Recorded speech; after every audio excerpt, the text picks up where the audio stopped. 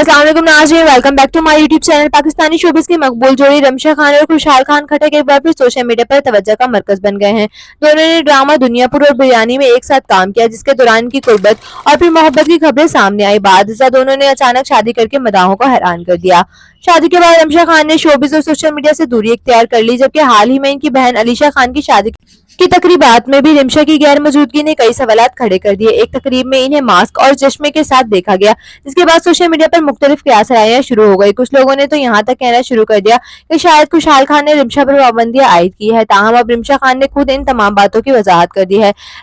रिमशा ने something out के हसन से खसूसी गुफ्तगू में बताया कि इनके शौहर या ससुराल की जानिब से इन पर किसी किस्म की कोई पाबंदी नहीं है। वो अपनी मर्जी से कैमरे से दूर रहना चाहती हैं और अब वो अपनी जिंदगी को मुकम्मल तौर पर निजी रखना चाहती है। रिमशा का कहना था कि वो अपनी शादीशुदा जिंदगी में बहुत खुश हैं और नहीं चाहती कि इनकी जाती जिंदगी को दोबारा अवामी बहस का हिस्सा बनाया जाए। इन्होंने ये भी वाज़ेह किया कि वो कैमरे के सामने नहीं आना चाहती और ना ही इनके नाम से हैशटैग्स और गैर जरूरी तवज्जो चाहती हैं। रिमशा के इस बयान के बाद सोशल मीडिया सारिफीन भी अपनी अपनी राय दे रहे हैं।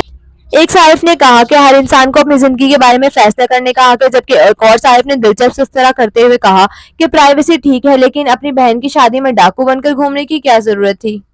एक और सारिफ ने मजाहिया अंदाज में कहा कि अगर रिमशा खान निजी जिंदगी इख्तियार कर ली है तो खुशहाल खान को भी निजी हो जाना चाहिए। ताहम मजमूई तौर पर रिमशा खान ने ये वाज़ेह कर दिया कि वो अपनी मर्जी से शोबिस और कैमरों से दूर हैं।